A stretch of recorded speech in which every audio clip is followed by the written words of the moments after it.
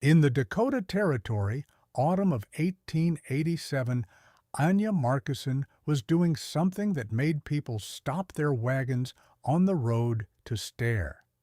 She wasn't chinking logs or splitting firewood. She was hauling buckets of dirt up a ladder onto her roof. Her neighbors saw a woman piling earth on her own house. They saw madness. They saw poverty. They saw a fool's project destined for collapse. Her husband Lars, watching from the doorway with folded arms, saw the whispers starting in town. By October, her cabin looked like a piece of the prairie had been lifted and draped over a log box. And when the winter of 1888 hit, a winter so brutal it would be called the schoolhouse blizzard, that crazy roof would prove the difference between survival and surrender. If you want to see the number that made the territory's best builders go silent, stay until the end. What did this quiet immigrant woman understand about heat, wind, and earth that every seasoned frontiersman in the valley had missed? If you enjoy stories of quiet competence, consider subscribing and let us know in the comments where you're watching from. Anya Markuson wasn't trying to revolutionize anything. She was a 34-year-old Norwegian immigrant trying to keep her children from freezing. She and Lars, along with their two young daughters, Elna and Sophia, had arrived the year before. They'd built a solid cabin. By frontier standards, it was more than respectable. 16 by 20 feet, well-joined pine logs, a fieldstone fireplace, and a standard-pitched shingle roof just like everyone else's. And their first winter had been a brutal lesson. The wind in the Dakotas was a physical force. It wasn't just cold air, it was a relentless thief. It found every tiny gap in the chinking. It pressed against the walls, stripping warmth away, molecule by molecule. It howled down the chimney, stealing more heat than the fire could produce. They burned through 7 cords of wood. 7. The pile that was supposed to last until April was gone by late February. Lars spent desperate, freezing days hauling more. Anya stuffed rags along the baseboards every evening, only to find them frozen stiff to the floor by morning. Her daughters, Elna and Sophia, slept in coats and mittens, huddled under every blanket they owned. Their breath plumed in the air inside their own home. The cabin rarely broke 45 degrees. On the worst nights, the water bucket in the corner, 6 feet from the fire, would freeze solid. That was the reality. Not a hardship to be endured, but a physics problem to be solved. Anya watched. She was a shipwright's daughter from Bergen. She hadn't worked on the ships herself, but she'd spent her childhood in the yards, watching her father and uncles solve problems of force and material. They didn't fight the sea. They understood it. They used its own principles against it. They knew that a hull wasn't just wood. It was a system designed to manage pressure. She looked at her cabin and saw a flawed system. The log walls were decent insulators. The fireplace was a horribly inefficient heater, but it was what they had. The real problem, she realized one windy afternoon, was the roof. The thin shingles offered almost no insulation. They were just a shield against rain and snow. All the precious heat rising from the stove went straight up and out, pulled away by the ceaseless wind. The wind acted like a giant convective pump, sucking the lifeblood of their warmth into the sky. Her father had once told her about the old longhouses, about the sod roofs, the torvtack. They weren't just for poor folk, he'd said. They were an engine of warmth. That thought nagged at her all spring. Lars was a good man, a strong worker, But he was a man who trusted what he could see.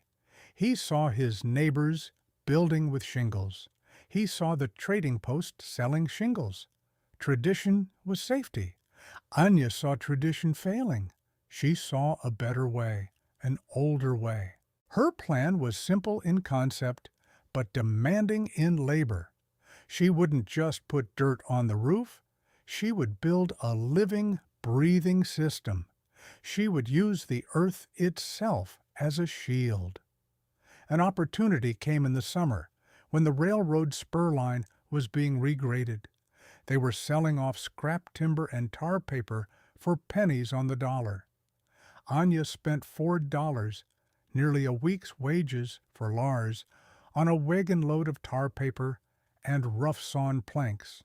Lars thought it was for a new chicken coop. When she started reinforcing the roof trusses, he finally asked, "Anya, what is this?" "A better roof," she said, not stopping her work. "It's going to be heavy." "It's meant to be," she replied. And so the build began, and the neighbors started to stare. First, she laid the tar paper directly over the existing shingles. She overlapped each sheet by a foot, sealing the seams with pine pitch she'd rendered herself. This was the waterproof layer. Moisture was the enemy of insulation and the friend of rot. This had to be perfect. She spent a week just on this, meticulously sealing every inch. Next, she laid a crisscross lattice of thin birch poles. This was a detail from the old country. It wasn't for strength. It was for drainage and ventilation, allowing any moisture that got through to escape. On top of this, she placed 6 layers of birch bark, peeled from fallen trees down by the creek.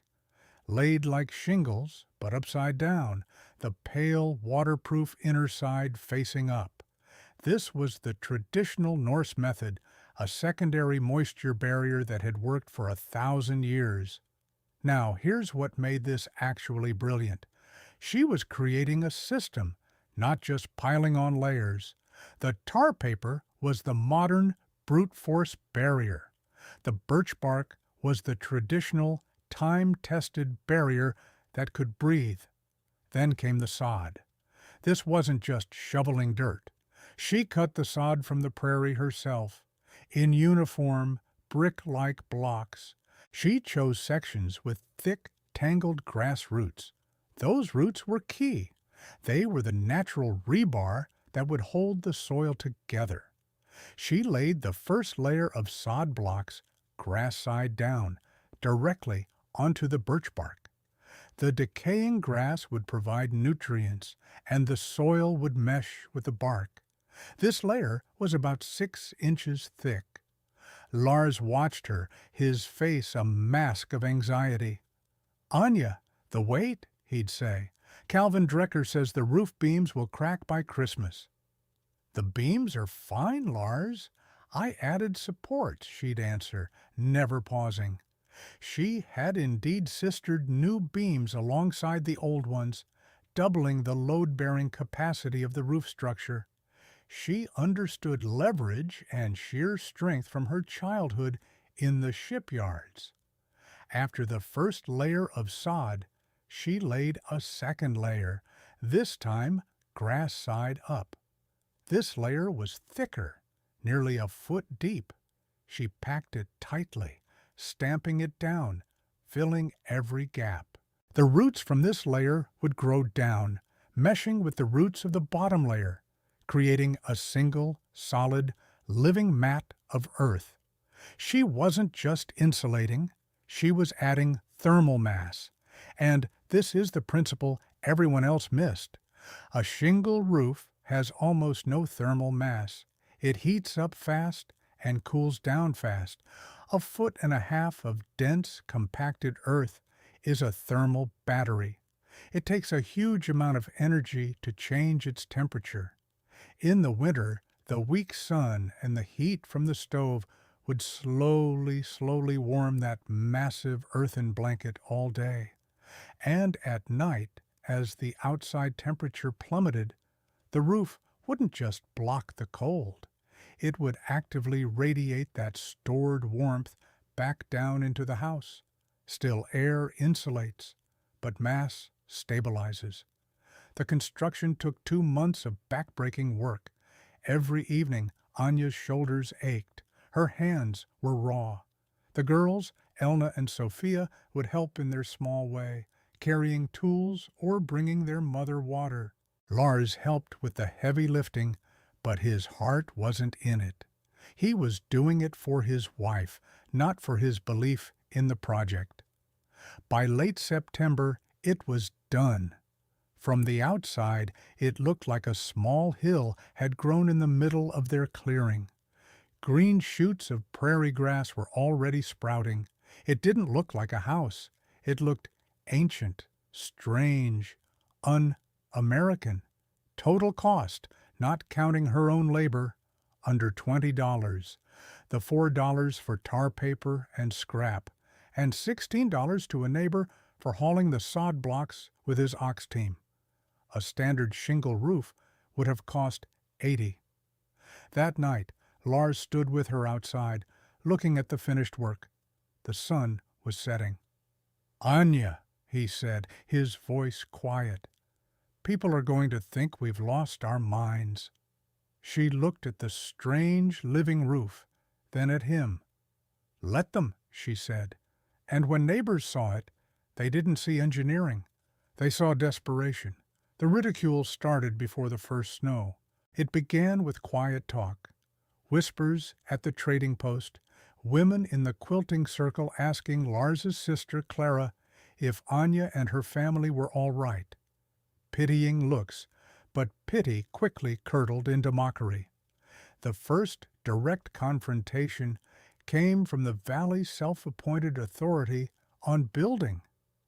Calvin Drecker. He ran the sawmill and had built, or at least supplied the lumber for, half the cabins in the county. He rode out one Saturday in October, his horse stopping a good 50 yards from the cabin as if he were approaching a dangerous animal. He dismounted, strode up to where Anya was stacking the last of her firewood, and came to a stop without any preamble. "Ma'am," he began, not unkindly, but with the weary tone of a man explaining the obvious. "I feel it's my duty to tell you what you've done here.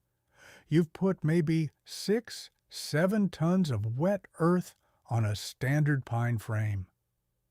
Anya simply nodded, waiting for him to finish. "That weight is going to settle," he continued, gesturing at the roof.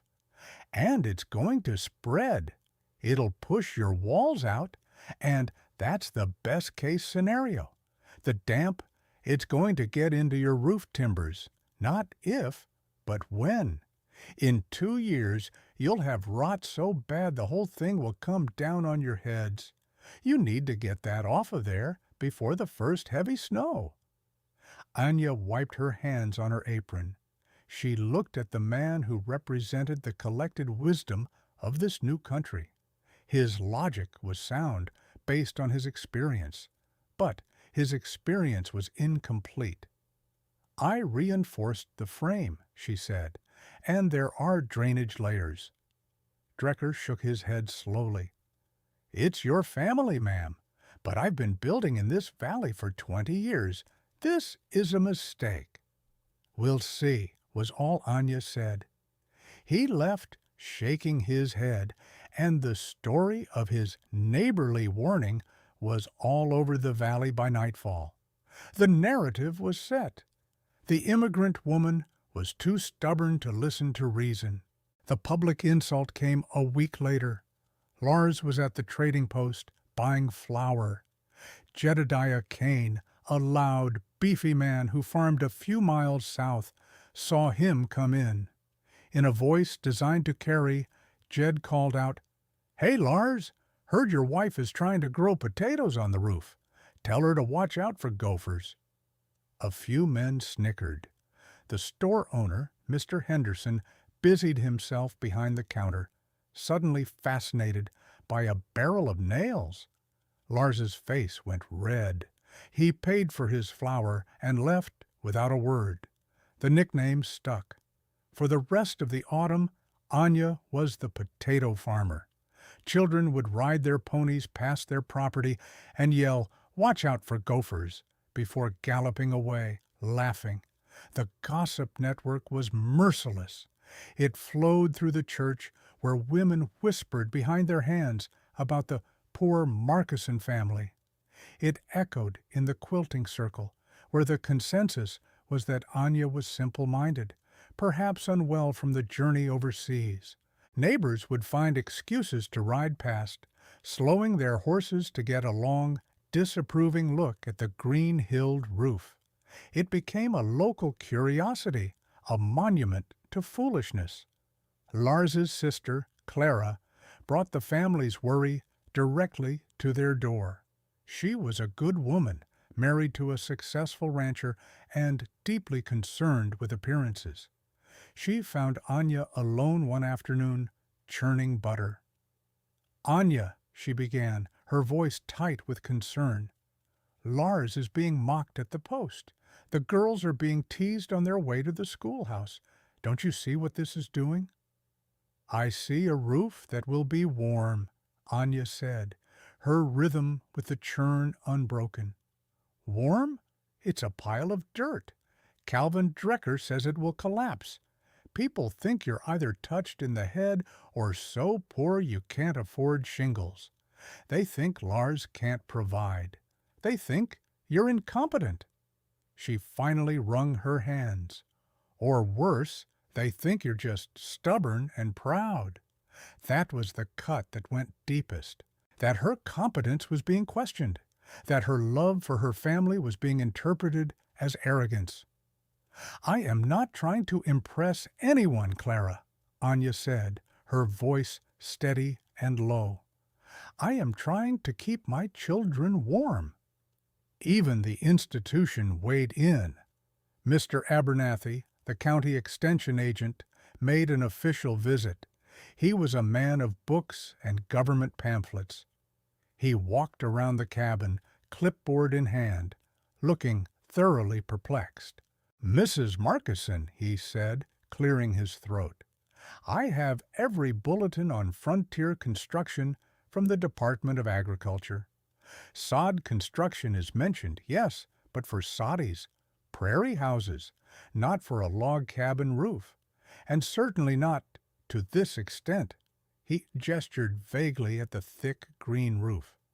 "There are concerns about structural integrity. This isn't in any manual I've seen."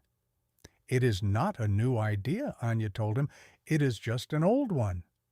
He made some notes and left, promising to monitor the situation. By November, not one person in the valley, perhaps not even her own husband, thought Anya had solved anything. They thought she'd built a monument to her own stubborn ignorance, a green living testament to her refusal to adapt. The first snows of winter were light, and the mockery continued. Stay with me, because what happened next didn't just prove Anya right. It changed how people thought about survival itself. Then December came, and it brought the kind of cold that separates theory from reality. The winter of 1888 is still recorded in the climatology archives as one of the most severe in the nation's history. It didn't arrive gradually. It fell like a hammer. December 15th, the temperature dropped to 10 below zero overnight. December 20th, it was minus 25. By Christmas Eve, the thermometer on the post office porch read minus 36 degrees Fahrenheit, and the wind began. It was a wind from the Arctic, a solid, moving wall of cold that blew at a steady 40 miles per hour. Wind chills plummeted to 60, 70, 80 below zero. The snow didn't fall so much as it flew horizontally, a blinding white sheet that erased the horizon. For 16 consecutive days, the thermometer never climbed above zero. The frontier, which had felt conquered and settled in the mild autumn, suddenly felt wild and lethal again. The cold was an invasive predator. It found its way inside every home. The community began to suffer. Their suffering was measured in firewood and degrees. The Colby Ranch, one of the biggest in the valley, was burning through a cord of wood every 4 days. Their large, well-built house couldn't hold a temperature above 40 degrees. The ranch hands took turns staying up all night to feed the furnace. The Drecker family, Calvin Drecker's own family, had frost an inch thick on the inside of their bedroom walls. They moved their beds into the kitchen, living in one room around the cookstove. The Williams family, down by the creek, ran out of dry firewood. They were burning green, unseasoned cottonwood. It sizzled and smoked, producing almost no heat.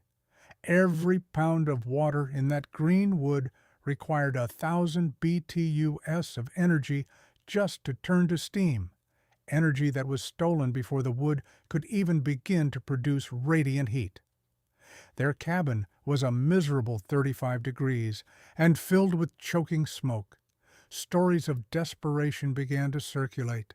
Livestock froze to death in their barns.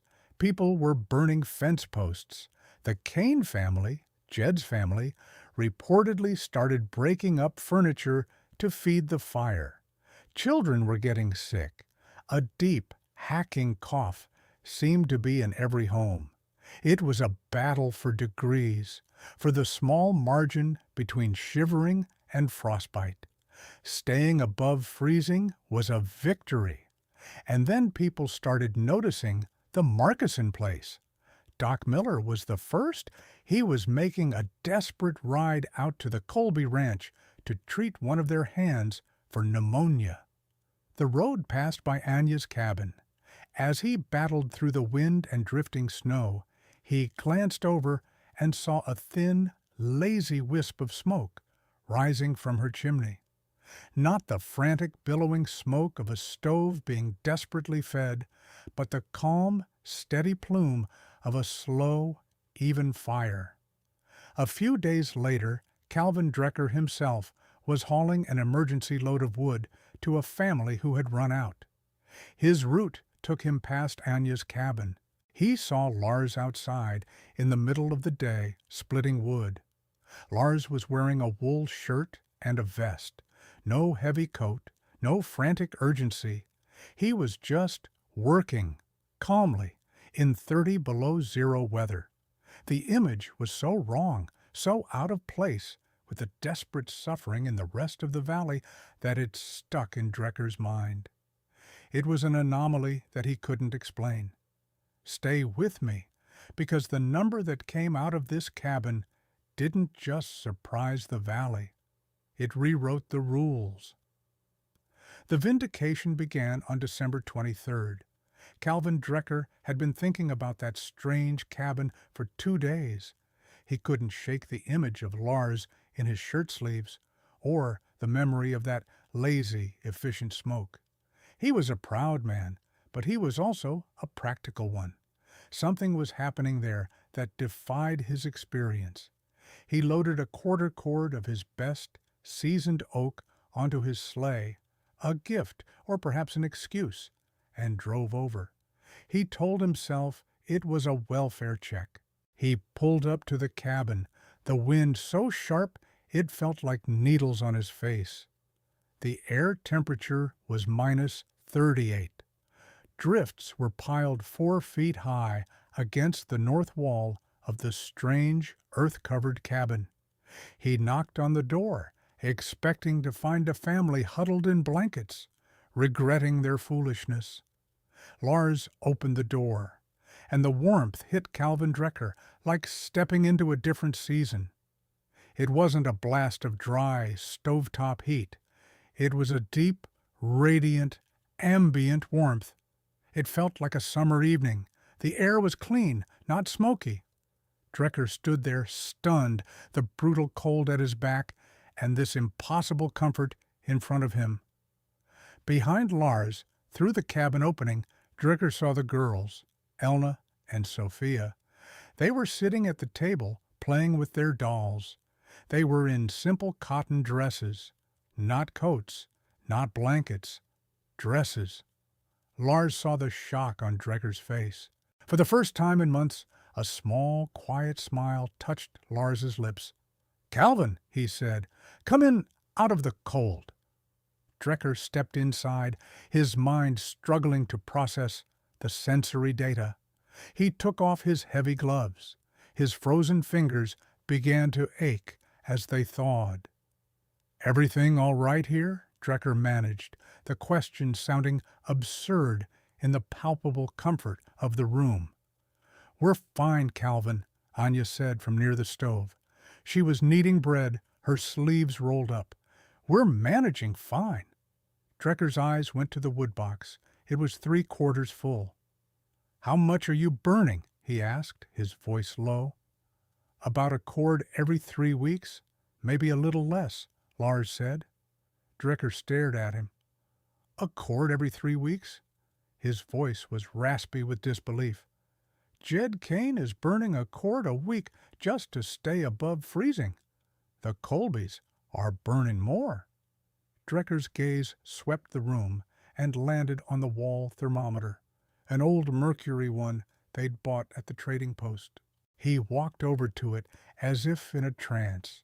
He squinted, leaned closer, and read the number.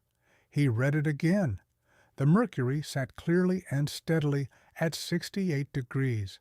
Let that sink in for a moment. 68 degrees, while outside it was minus 38, a difference of 106 degrees. Drecker had families on his delivery list celebrating if they hit 40. He turned back to Anya and Lars, his face pale. "That can't be right," he whispered. He pulled his own pocket thermometer, a newer, more reliable one, from his coat. He held it in his hand, letting it acclimate for a full 5 minutes, watching the mercury slowly rise, past 30, past 40, past 50, past 60. It stopped at 66. 2 degrees difference from theirs. A negligible variance. The impossible number was real. Drecker was a man of wood and nails, of physics and tangible reality. He walked to the interior walls and placed his bare hand on the logs. He expected to feel the biting cold of the timber. Instead, the wall was cool, but not cold. It felt neutral. There was no draft. None. He then reached up and touched the ceiling planks just below the massive roof. They were faintly, almost imperceptibly, warm to the touch. The thermal mass was working. It was radiating the day's stored heat back into the room. The data, when you laid it side by side, was staggering. The Colby Ranch, 3 cords per month, holding 40 degrees. The Williams cabin, 2 cords of poor wood per month, holding 35 degrees. The Markison cabin, less than 1 cord per month, holding 66 degrees. The difference wasn't incremental. It was categorical. It was a different order of magnitude in efficiency. Anya hadn't just built a warmer cabin. She had solved the fundamental problem of winter on the prairie.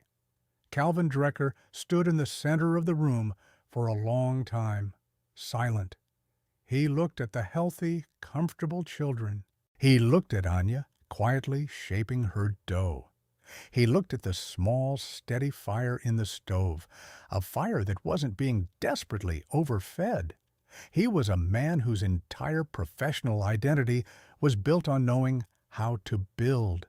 And in that moment, in that warm, quiet room, his entire professional identity was dismantled.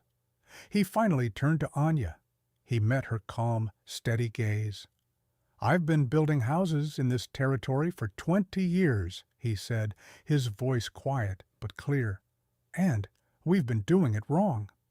That was it. No grand apology, just a simple, terse admission of fact. For a man like Calvin Drecker, It was more profound than any speech. The dignity of the moment was in its simplicity. Anya had turned winter from something to survive into something to live through. Her children did schoolwork without shivering. Her family slept through the night without waking to feed the fire. They weren't just surviving, they were home. Word spread with the speed of a prairie fire. Dreker, the authority, the primary skeptic, was now the primary witness. He didn't just recant, he evangelized. He told everyone who would listen about the impossible warmth, about the children in dresses. A few days later, Mr. Abernathy, the county agent, returned. He'd heard the rumors. This time, he brought a calibrated thermograph, an official instrument from the Department of Agriculture. He placed it in the center of the cabin. He measured the exterior temperature, the wind speed, the fuel consumption. Anya showed him her meticulous records. She had kept a logbook, daily high and low temperatures inside and out, and a precise count of the logs burned each day. This wasn't luck, it was data. Abernathy documented it all, his skepticism melting into scientific awe. The mockery died overnight. It was replaced by a stunned, respectful silence. The wagons that used to slow down to stare in ridicule now slowed down to stare in wonder. By the time the great blizzard finally broke in mid-January, half the valley knew something impossible was happening at the Markison place, and they wanted to understand how. The first convert was Jedediah Kane. The man who had mocked Lars in the trading post showed up at their door a week after the thaw began. He was humbled, his face etched with the memory of his family suffering. He didn't apologize for the insults. Words were cheap. Instead, he asked a question. "Mrs. Markison," he said, holding his hat in his hands. "My wife. She was sick for 2 weeks. The kids. We burned a chair. Could you show me how you did it?" Anya didn't mention his mockery. She didn't ask for an apology. She simply nodded and walked outside, pointing to the key structural supports she'd added, explaining the necessity of the waterproof layers, the importance of the densely packed sod with its network of roots. She shared her knowledge freely, without pride or price. That spring, Jed Kane and his sons, with guidance from Anya, built their own sod roof. It was a simpler, cruder version, but it was based on the same principles. By the summer of 1888, 7 other families in the valley had stripped their shingle roofs and replaced them with earth. By the following winter, the number was 19. Anya's folly had become the Markison roof, the new standard for any family that valued warmth over appearances. They weren't all as elegant as hers, but they all worked. Fuel consumption across the valley dropped by an estimated 40%. Mr. Abernathy, the county agent, published his findings in a bulletin distributed by the territorial government. It was titled An Analysis of High Thermal Mass Roofing in Prairie Environments. It was filled with charts, temperature differentials, and fuel consumption data. Anya's meticulous records formed the core of the document. The bulletin spread to other counties, then other territories. Variations appeared, adapted to local soil and timber. In some places, it was called the Dakota blanket. In others, the homesteader's roof. What Anya Markison had built in 1887 using ancient knowledge and shipyard principles, anticipated by nearly a century what modern building scientists would rediscover and rebrand as the thermal envelope and the passive solar battery. She hadn't invented it. She had remembered it. Years later, when a traveling journalist asked her about her revolutionary design, she just shook her head. "This isn't new," she said, looking out at the green roof, now lush with prairie flowers. "It's just correct. The cabin still stands today, or what's left of it, on a small rise overlooking a creek. The log walls have slumped, the windows are gone, but the roof remains. It's a small, gentle hill, indistinguishable from the surrounding landscape, a testament to an idea that worked. The frontier didn't reward stubbornness or tradition for their own sake. It rewarded what worked. It didn't care about what people thought, only about what the thermometer said. Anya Markussen faced down the ridicule of an entire community, not with arguments, but with insulation and thermal mass. She won not by being louder, but by being warmer. What's the coldest winter you've ever faced? Drop a comment and tell us where you're watching from. And for more stories of proven frontier techniques, make sure to subscribe. This video presents a historically inspired reconstruction. The characters, names, and specific events are fictional, but the techniques described are based on real historical practices of sod construction and the principles of thermal mass and insulation, used by pioneers and builders for centuries.